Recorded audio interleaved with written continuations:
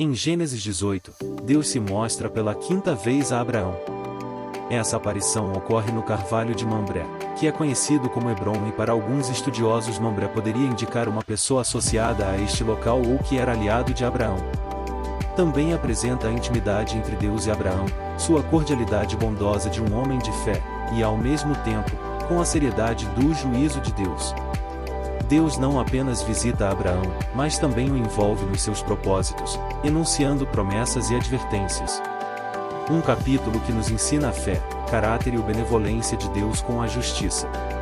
Abraão estava sentado à entrada de sua tenda. Ao levantar seus olhos, viu 3 homens de pé, e um deles era Deus.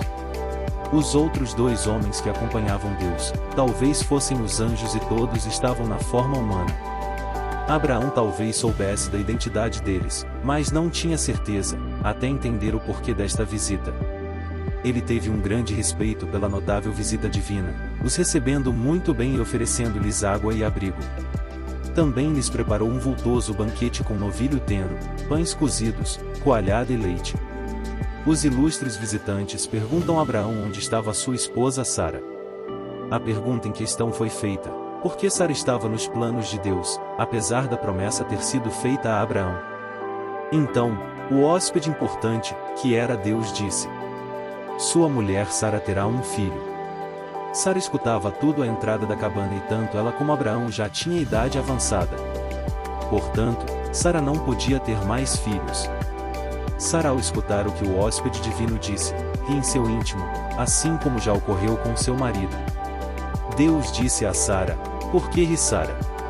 E ela responde, envergonhada e sem jeito: "Será verdade que vou dar à luz, agora que estou velha?" Mas ao mesmo tempo que Sara indaga, ela mantém sua fé, assim como Abraão, que nunca deixou de acreditar na promessa de Deus. Por causa da fé de Sara, e mesmo tendo ela dúvidas, Deus a honra com o impossível e lhe dá um filho. Pois ela estava em idade avançada. Para Deus não há nada que ele não possa fazer. Pois seus planos são grandiosos, perfeitos e surpreendentes. Então, Sara, por medo de ter insultado as visitas divinas, nega que riu. Mas, Deus, por sua grande compaixão, não tomou a atitude dela como uma ofensa e nem a puniu por isso. Deus evidenciou sua atitude, pois ele sabia o porquê deste riso, e também que em breve ela iria sorrir de felicidade, não por se sentir incapaz, devido a ter o esperado e ansiado filho. Os convidados ilustres, então, se levantam e partem, indo para Sodoma. Essa narrativa indica o julgamento que Deus faria em Sodoma e Gomorra. Veremos esse ocorrido mais adiante.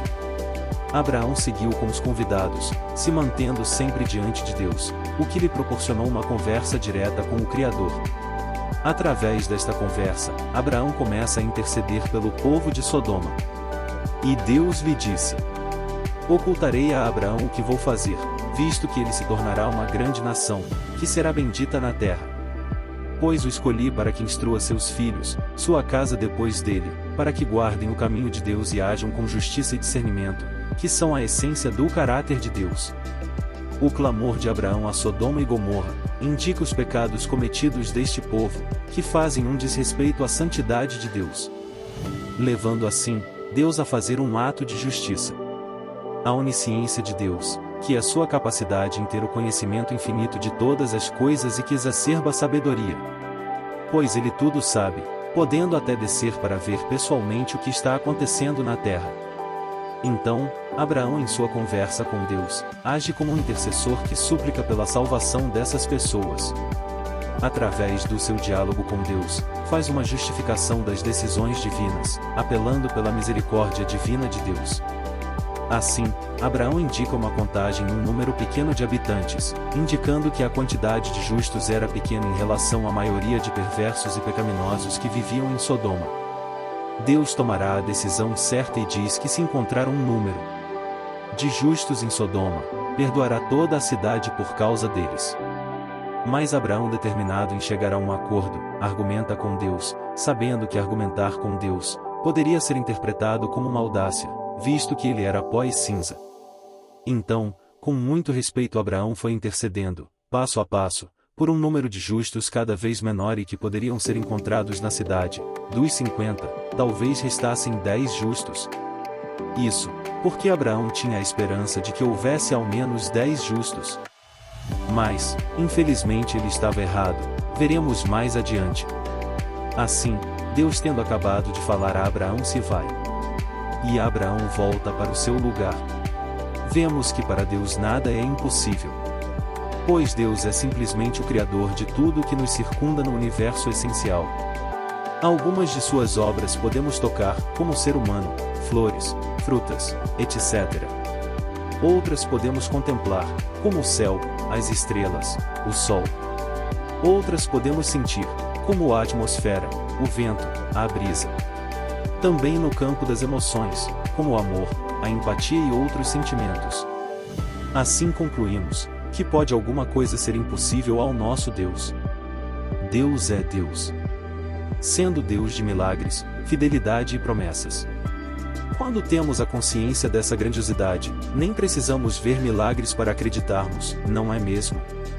E quando as coisas ficam impossíveis aos nossos olhos, aí entra Deus, para nos mostrar que tudo é possível ao que acredita.